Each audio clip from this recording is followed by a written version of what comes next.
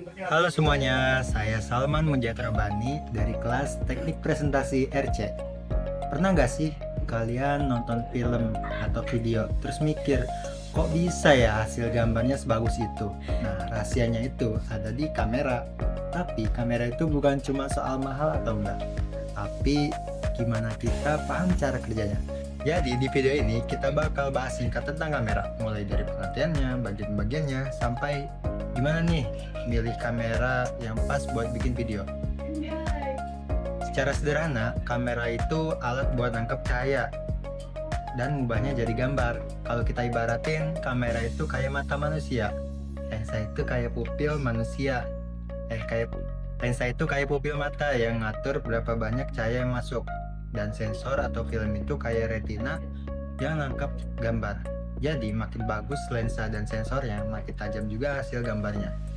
Sekarang kita bahas bagian penting dari kamera. Yang pertama itu ada lensa. Lensa itu jantungnya kamera, fungsinya buat ngarahin cahaya ke sensor.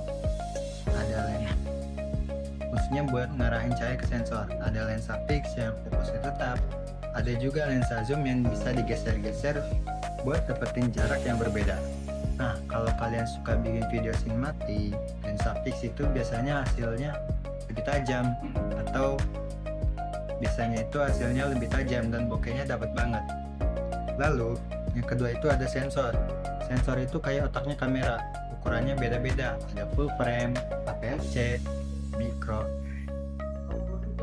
Kedua itu ada sensor. Sensor itu kayak otaknya kamera, ukurannya beda-beda. Ada full frame, yang lebih kecilnya APS-C, yang lebih kecilnya lagi micro four tooth.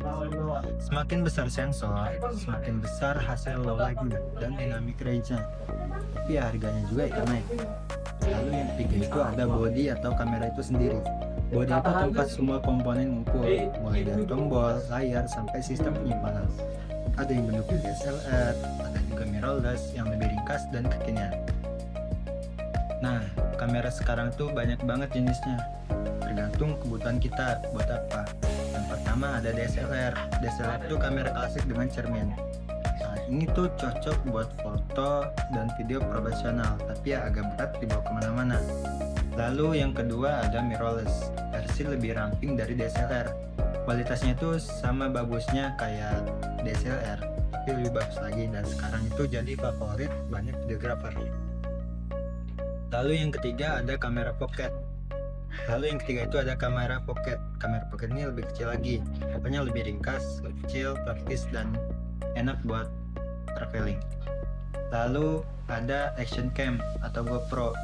Biasanya ini ditempel di kepala, bisa ditempel di badan, di tangan, dan lain-lainnya. Ini tuh biasanya buat olahraga ekstrim, vlog outdoor, atau dokumentasi di tempat-tempat yang ekstrim. Lalu ada kamera HP. Nah, kamera HP ini sekarang udah bagus banget, bahkan banyak konten kreator yang bikin videonya itu cuma pakai HP. Kalau kalian pengen mulai bikin video, nggak harus langsung beli kamera mahal. Yang penting itu tahu dulu kebutuhan kalian. Tipsnya, tentukan gaya video kamu, mau itu vlog, sinematik, dokumenter, atau konten sosial media yang ringan. Lalu perhatiin resolusi dan frame rate. Minimal itu Full HD sampai 1080p, kalau bisa 4K yang bisa lebih fleksibel lagi. Lalu cek sistem autofocusnya, penting banget biar video tetap tajam walau subjeknya gerak-gerak. Lalu jangan lupa audio, karena video bagus tapi suara jelek itu sama aja ngancurin videonya.